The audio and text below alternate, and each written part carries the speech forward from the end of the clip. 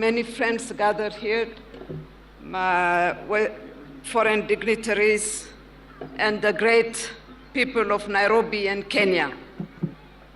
For me, this is the 8th Jamhuri Day I'm celebrating here in Nairobi since 2011.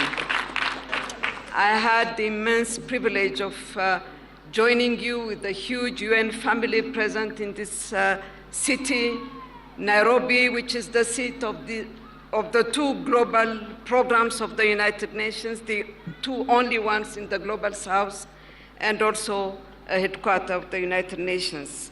Today I'm here representing Ethiopia to this very important celebration of your Independence Day, and I have the honor and great privilege of bringing to you greetings, warm greetings from your brothers and sisters in Ethiopia. 60 years is indeed a milestone. I have been, as I said, a witness of the great progress that Kenya has made since its independence. I would like to wish you success and prosperity and happiness to the great people of Kenya, which is an extraordinary host for whoever comes to this country. So I would like to wish you a Merry Christmas, a Happy New Year, and really long life, Your Excellency, and a happy Jamhuri Day to all of you, and may God bless this beautiful country and its people. Thank you very much for this opportunity.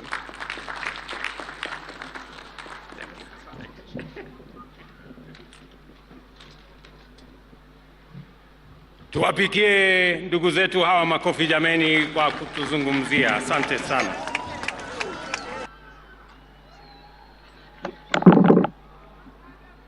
"60 years ago, on a day like this, struggled to become a sovereign republic. I am delighted to have the privilege of leading our nation in celebrating this milestone in our journey to national independence. According to the vision of our forefathers who fought for this country's freedom, independence was intended to bestow on us the gift of political as well as economic self-determination. This anniversary gives us the opportunity to gather as a family and reflect together on how we have fared over the course of 6 decades. It is clear that we have made undeniable progress on many fronts, and as a result, our nation has the power for the benefit of an occupying minority. We have since matured from a single-party state to a competitive, multi-party democracy and a devolved system of governance with robust checks and balances under the Constitution that was ratified by the people of Kenya in the year 2010. Along with the maturity of our democracy, Kenya's institutions of governance have evolved significantly. Parliament, for example, is now, more than ever, an independent, assertive organ of government with its own calendar and its own budget. As a result of this autonomy, party positions on important national issues are much more clearly defined, and whenever circumstances and the national interest demand, bipartisan engagement across the political divide is pursued in a structured manner. Proposals currently before Parliament on the enhancement of the autonomy of our county assemblies prove that our assemblies at the county level are encouraging progress in their maturation into independent watchdogs, policymakers, and representatives of people at our counties. Devolution is growing its roots deeper to connect with the soul and spirit of our nation. We have consistent roots deeper to connect with the soul and spirit of our nation.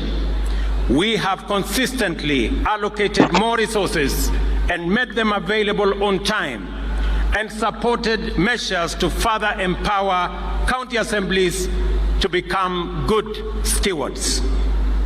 Our political culture has also evolved considerably.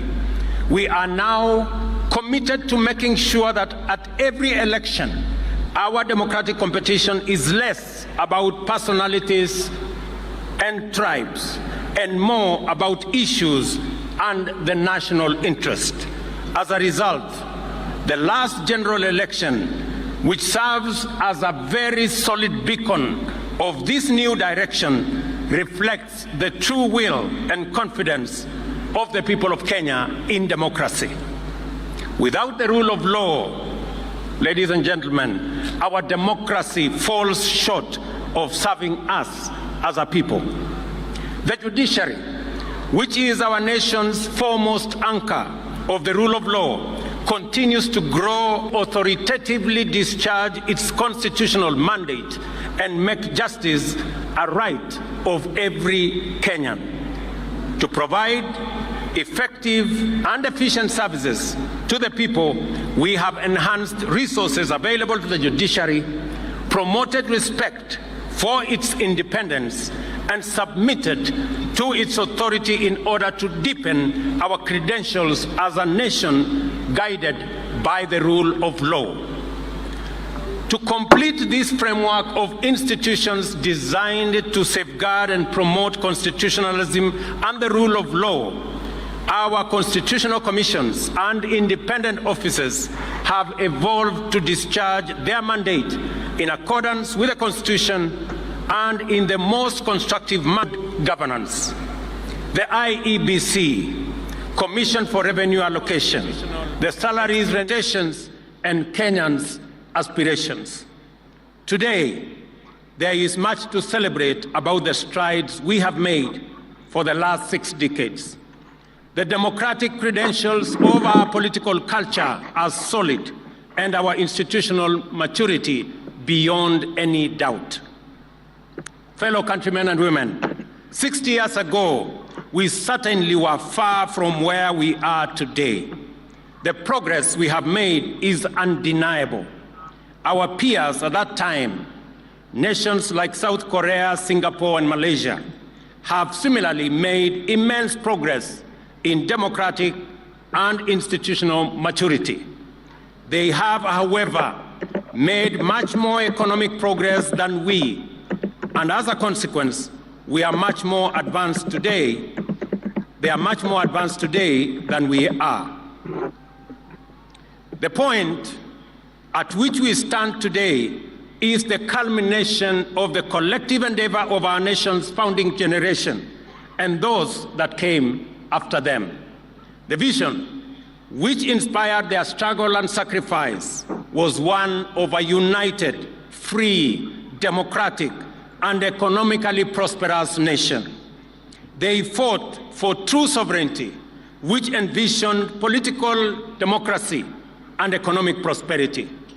Our forefathers made huge sacrifices to win for Kenya the freedom we celebrate today, and the generations that followed have made their contributions progressively to bring our state, society, and economy to what it is presently. We gather today to express our gratitude, celebrate their legacy, and contemplate our contribution to accelerating future progress. In our democratic and political journey, we have made tremendous sacrifices and progress, from a single party to multi-party, personality and ethnic parochialism to issue-based and national politics, from violence and intolerance discourse to orderly and peaceful elections. However, we have not made as much progress with our economy. Our savings as a percentage of GDP is dismal. The gap between the rich and the poor has not reduced. Many, especially young people, don't have jobs, and our revenues as a percentage of GDP remain low. Our generation must therefore take up the unfinished job of actualizing economic prosperity as our contribution to perfecting Kenya's national sovereignty. We owe this to those who made huge sacrifices to bestow on us a nation of promise. We owe it to one another, to the youth, children of Kenya, and to each and every one of us. The responsibility of our generation, beginning with this administration, is to make smart choices, unnecessary sacrifices, just as our forefathers and those who came after them did. And the choice is to match our economic progress with our democratic and political achievements.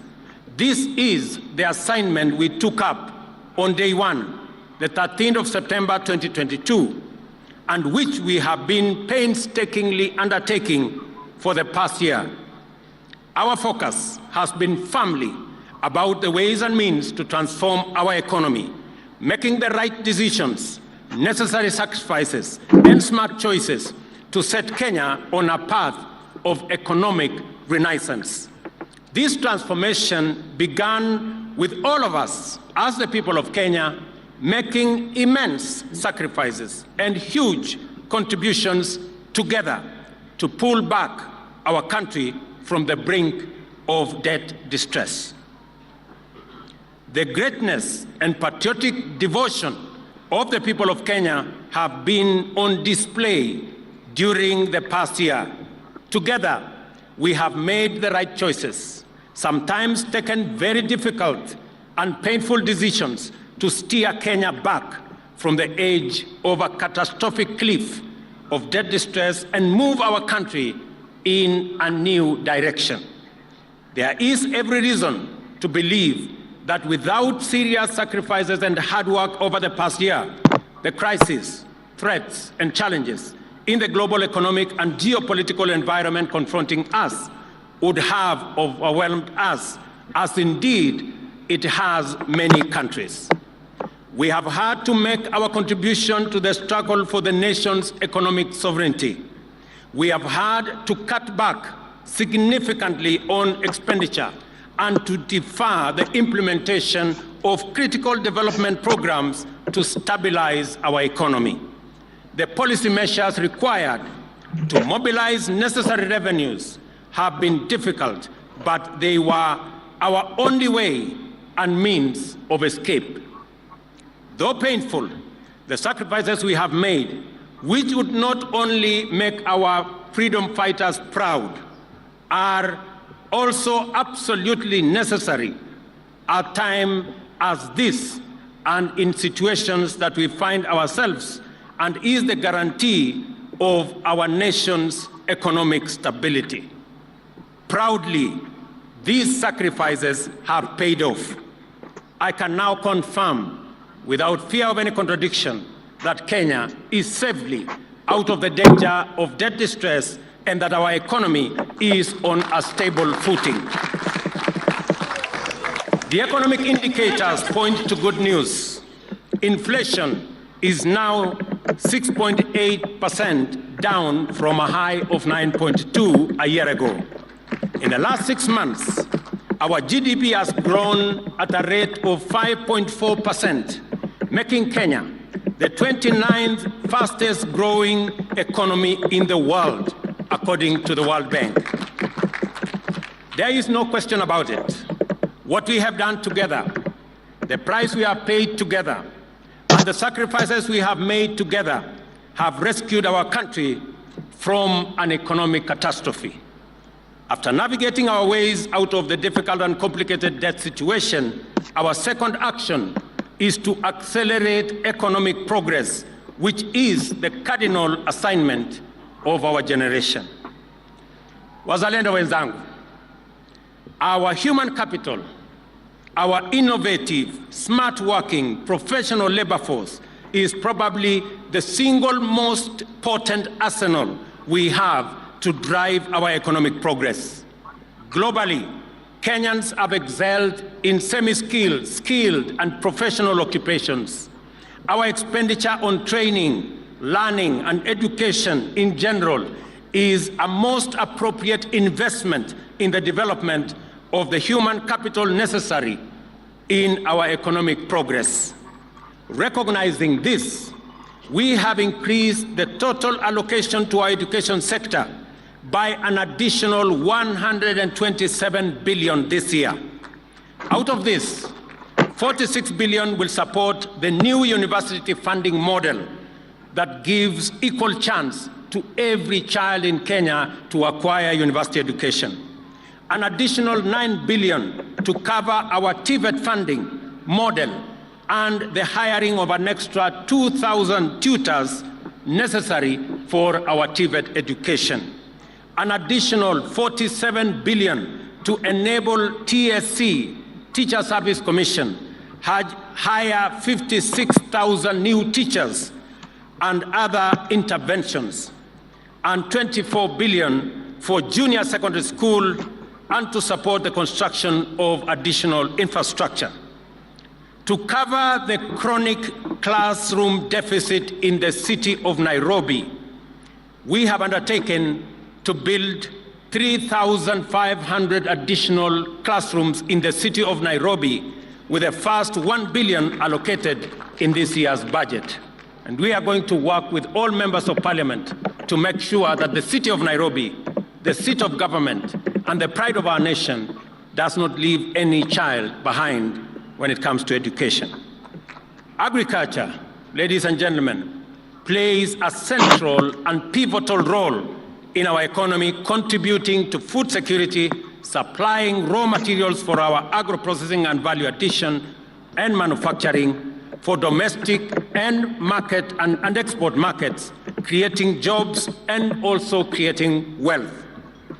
Only specific, targeted, and deliberate interventions will enhance our agricultural productivity and overall production.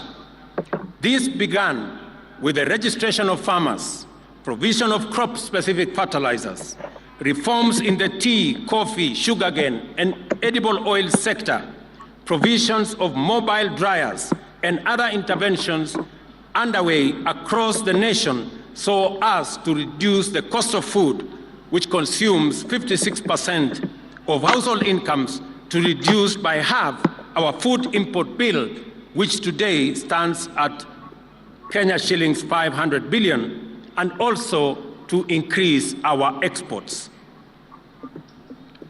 Further, 400 fresh produce markets, including 20 in the city of Nairobi, 47 county aggregation industrial parks, as well as 6 special economic zones, are under various stages of implementation to enhance value addition, agro-processing, and manufacturing, and also to stimulate economic growth in every part of Kenya.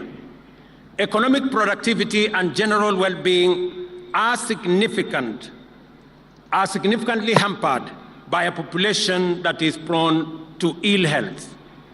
Individual and family medical expenditure drain household incomes and erode family savings, in many cases leading to financial ruin and destitution.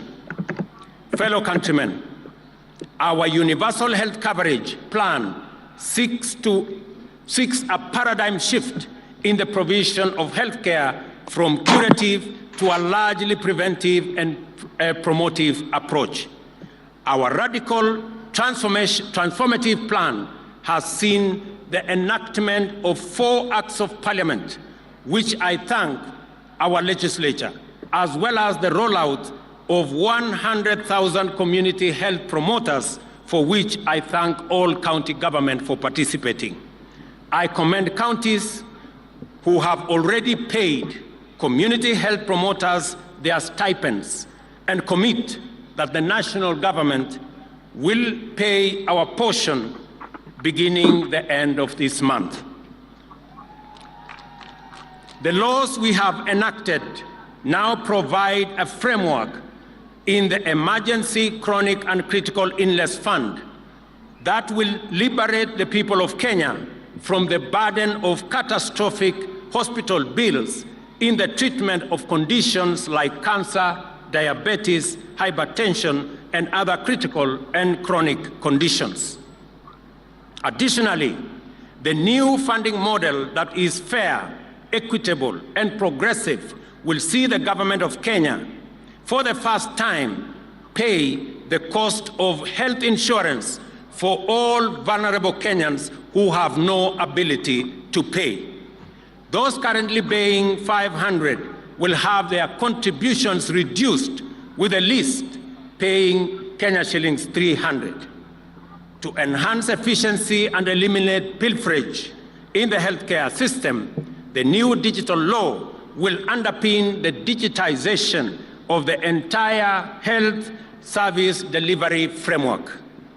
While empirical evidence, ladies and gentlemen, shows us that economic growth has the potential to create jobs, and the measures enumerated above will create opportunities for employment, these interventions on their own will not create the kind and scale of employment needed to deal with unemployment in Kenya today. For employment and job creation to be at the scale necessary to make a significant dent on our unemployment status, and deal effectively with prevailing challenges, our interventions must be ambitious and systematic, consistent and intentional, as well as deliberate and progressive. Kenyans, our housing program is fundamentally a massive, deliberate and systematic job creation mechanism. Apart from the thousands of direct employment opportunities in construction and associated services, the housing scheme directly supports the formal and informal manufacturing of materials, fixtures, fittings, and accessories required in construction. Those employed range from architects, engineers, quantity surveyors, site workers, artisans, fabricators, electricians, plumbers, and many more. The housing program is a bottom-up job creator. There are 33 active housing development sites already employing 120,000 people in various parts of the country. Another 31 sites are undergoing evaluation to begin construction next month. Other sites in various stages of design across the country. By next year, the entire country, in our estimation, will be a bustling construction site with housing projects proceeding in every county and every constituency. Our strategic focus is to construct hundreds of thousands of housing units while creating millions of jobs across Kenya. Remember, South Korea, Singapore, and Malaysia undertook these major housing works some 40 years ago, and that is why their economies, among many other factors, are ahead of us. Yesterday, ladies and gentlemen, I signed into law amendments to the National Government County Constituency Development Fund Act, which set out a framework to anchor the development of ICT hubs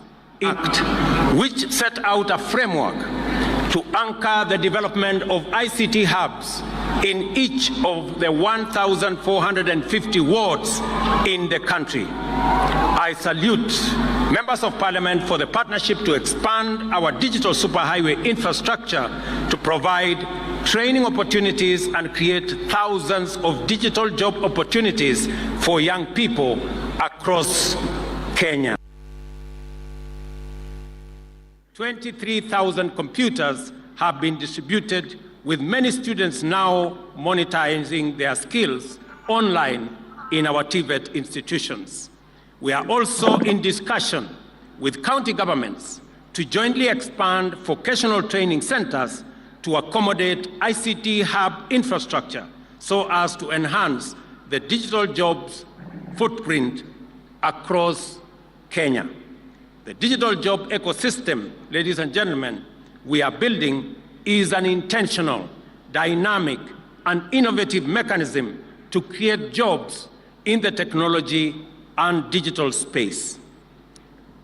We have dedicated specific attention to infrastructure development to promote connectivity through a nationwide network of transport and communication infrastructure, actualize the constitutional right to clean and safe water in adequate quantities as enshrined in the Article 43 of the Constitution, and connect all Kenyans to electricity across the country. On Jamhuri Day last year, I announced a grand plan to transform Kenyan sports and creatives into a significant industry to expand livelihoods opportunities for our youth through the government flagship Talanta Hela initiative, which we officially unveiled in June this year. Our sportsmen and women continue to make our country proud with their conquest far and wide. Our women volleyball, and men's rugby teams have qualified for the Paris Olympics in 2024. Our athletes continue to excel at various global events, as is well exemplified by the shining performance in the long and middle distance races.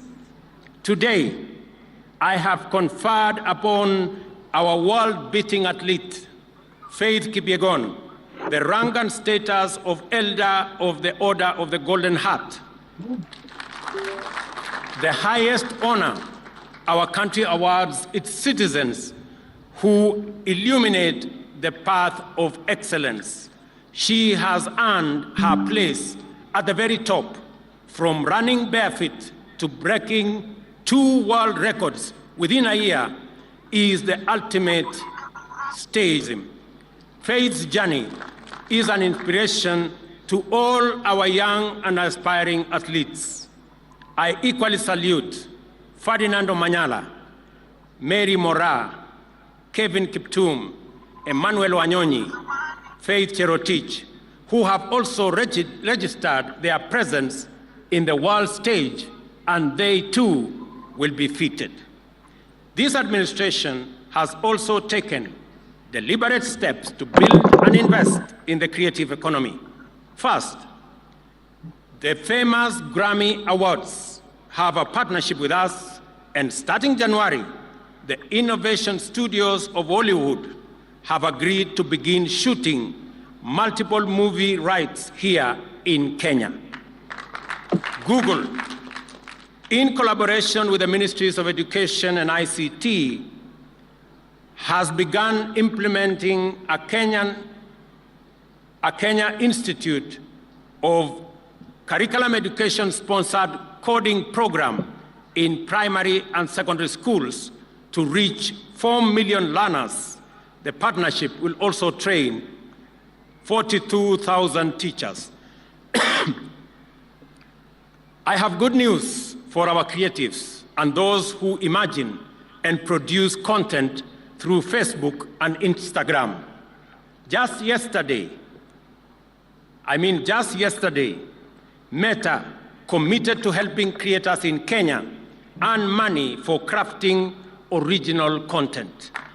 Following a pilot program with eligible creators in the country, Meta will be expanding monetization opportunities and allowing more creators to earn a living doing what they love. Kenya possesses impressive credentials as a source of highly professional human capital with highly educated, trained, skilled, and dynamic young people. We have systematically and intentionally negotiated separate bilateral agreements with countries in the Middle East, Europe, and the Americas to connect our skilled workforce with opportunities globally. This will provide exposure to thousands of Kenyans to work in international organizations, engage in global assignments, and monetize their skills and talents as they enhance their incomes and personal development. Millions of Kenyans already working abroad have been great ambassadors for our country and have made huge contributions through their remittances to the development of Kenya. Ndugu wa Kenya, Kenya remains committed to driving climate action, and I am proud that we can play a significant role shaping the climate agenda on the continent.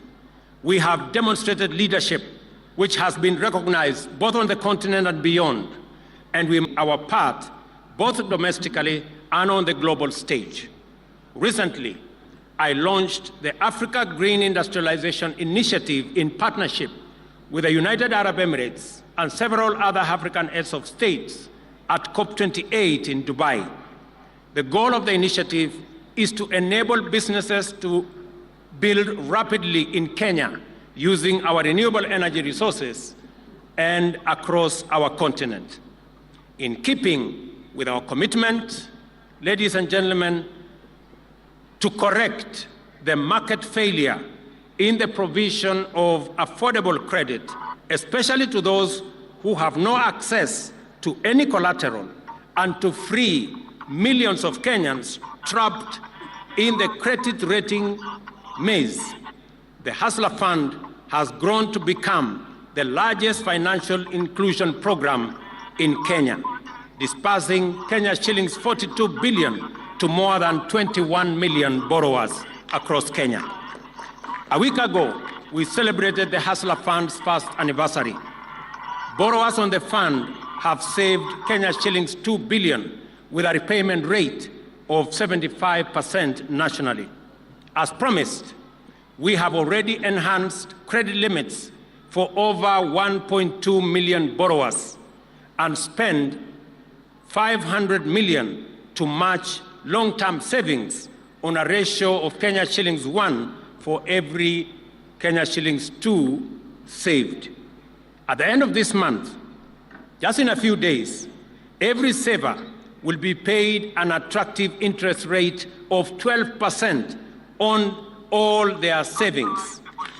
Over 7.7 million people are regular borrowers on the Hustler Fund platform. The fund will be enhanced from next month with specific financial products to provide additional enterprise and business facilities for existing Mama Mboga and Boda SACCOs across Kenya. We undertook to build a culture of savings in Kenya as an effort to create long-term investment resources to fund our growth and development and provide better retirement for working Kenyans. The new NSSF contribution model has enhanced monthly contributions, raise an additional 400 billion in the next 5 years, tripling the value of the fund from 300 billion to over 1 trillion by 2027. Furthermore, our countrymen and women no longer have to wait for over 3 months to receive their retirement benefits. Owing to the digitization and automation, NSSF benefit processing turnaround time has improved significantly from an average of 82 days to 10 days, and with a further reduction envisaged in processing period to come down to 1 day by next year. We are also undertaking the expansion of retirement benefits coverage to 15 million Kenyans currently active in the informal sector through product innovation and bottom-up enrollment strategies at the grassroots level. Ladies and gentlemen, we made a commitment to our dear citizens who are elderly, orphaned, and those who live with severe disability that they shall receive their social protection stipends before public servants including the president, received their salaries. We have kept our word and delivered on this commitment. Consequently, all the 1,200,000 eligible beneficiaries now receive their stipends on time before we are all paid as public servants. We have, however, allocated an additional 2 billion shillings for newly enrolled beneficiaries who are undergoing verification at the moment, and we will begin to disburse their stipends by 1st March next year. This program has had challenges with the beneficiaries traveling long distances and spending considerable portions of their stipend on logistics. Working with Safaricom, we have structured a new delivery mechanism for all our stipend-earning beneficiaries to receive their stipends from M-Pesa agents in their localities. Orphans and persons living with severe disability will begin using this new mechanism this month in a few days. The elderly will, however, start in January because the process is being finalized. I commend Safaricom for demonstrating corporate patriotism and providing this service free of charge. Ndugu wa Kenya, Kenyans are doing their part to support the effort to stabilize and grow our economy. Their sacrifices and contributions are essential and must be honored. We are therefore taking strong measures to ensure that all public resources are administered transparently, efficiently, and in a secure manner. One of our best interventions is the use of digital technology and the migration of all government services and revenue collection to a single pay bill. Since this measure was implemented, we have witnessed a significant rise in total revenues collected. Besides enhancing revenue collection, digitization has eliminated revenue leakage through corruption and theft. It is most important that we sustain this progress in promoting integrity, transparency, and efficiency in resource management. And for this reason, I direct that all agencies observe the December 31st deadline to finalize the migration to e-Citizen platform. It is only right that I match this admirable commitment by the people of Kenya. It is only right that I match this admirable commitment by the people of Kenya to do their part in getting the economy going and give an assurance that all taxes collected by government shall be put to their intended use and that no single shilling, no Kenyan shilling, shall be lost through embezzlement, theft, or corruption. I urge our justice, law, and order institutions, led by the judiciary and the anti-corruption agencies, to discharge their mandate without fear, favor, ill will, or prejudice. I also give my personal undertaking to support the timely prosecution of all those involved in corruption without regard to their social, economic, ethnic, political status or connection or any other consideration whatsoever.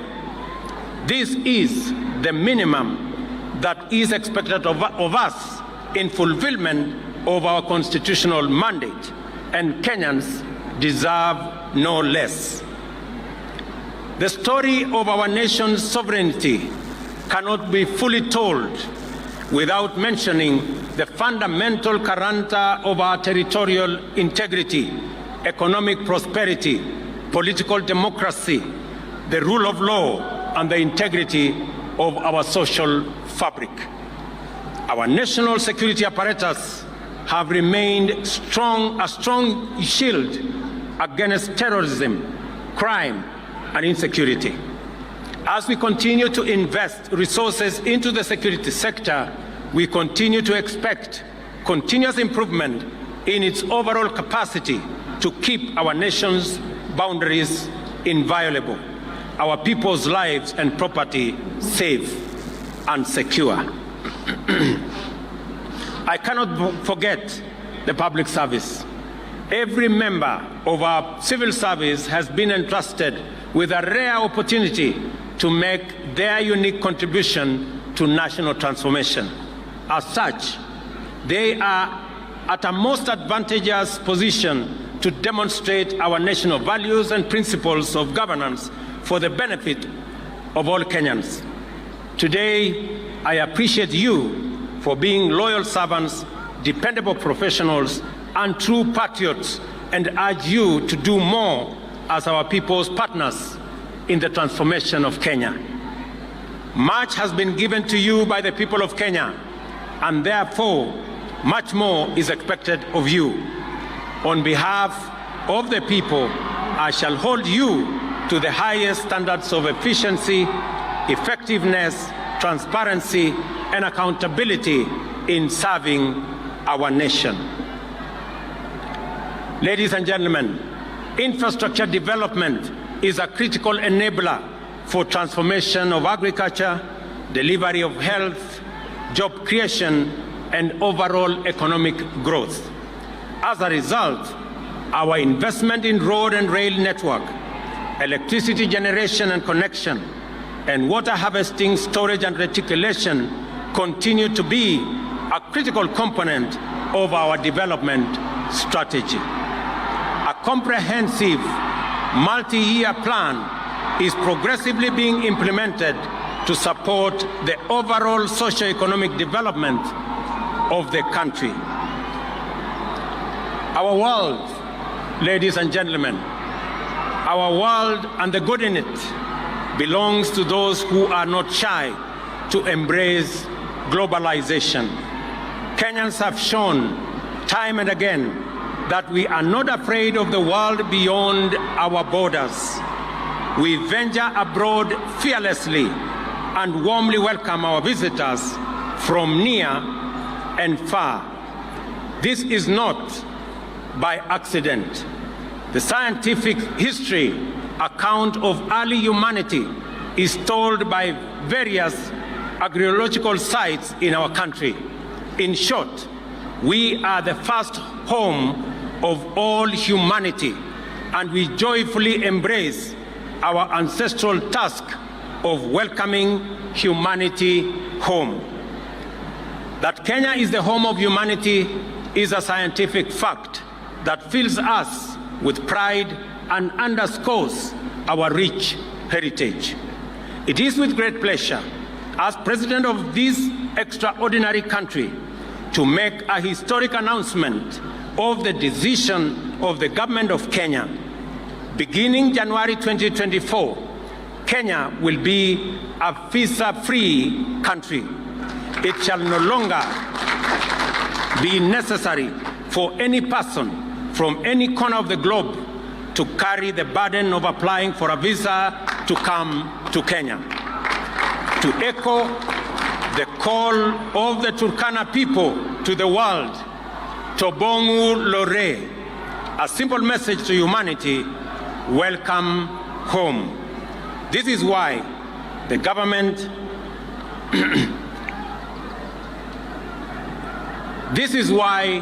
of Kenya has abolished the requirement of visas for all visitors.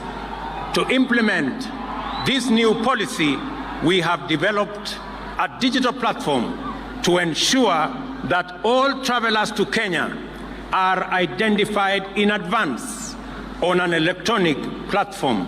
Consequently, all travelers will obtain electronic travel authorization as they come to Kenya.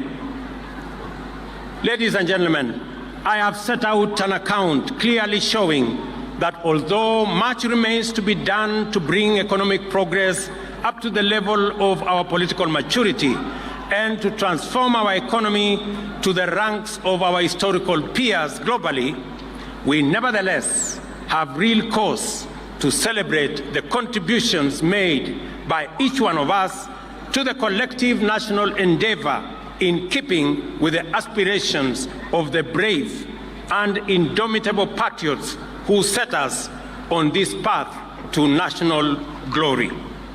We must now go forth with greater resolve, inspired by the heroic achievements of those who came before us, affirmed by the confidence that our work matters for increasing our heritage and glory, encouraged by the progress we are making, and determined to accomplish our generation's solemn obligation to make this nation a true Jamhuri of people, free, prosperous, secure, and democratic. Ladies and gentlemen, I conclude by thanking all Kenyans, Wakenya wote walioshiriki pamoja na sisi kuhakikisha ya kwamba muda mgumu ambao tumekuwa nayo, sote tumeungana, tumeshirikiana na kila mtu amefanya sehemu yake kuhakikisha kwamba Kenya inasonga mbele. Pia vile nimetangaza hapa, wale wazee, watu wanaoishi na ulemavu na pia wale watoto wetu ambao ni orphans, tumesema ya kwamba wamekuwa wakihangaika siku nyingi kwenda kutafuta pesa ya cash transfer. Sasa tumebadilisha sera na pesa zao za cash transfer itapatikana katika kijiji yao. Hawatasafiri tena ama kuhangaika kusafiri safari mrefu kutafuta stipends zao. Vile vile tumekubaliana ya kwamba kwa mara ya kwanza serikali ya Kenya italipia wale hawana uwezo ili wawe na bima ya afya ya NHIF, so that kila Mkenya awe na bima ya afya.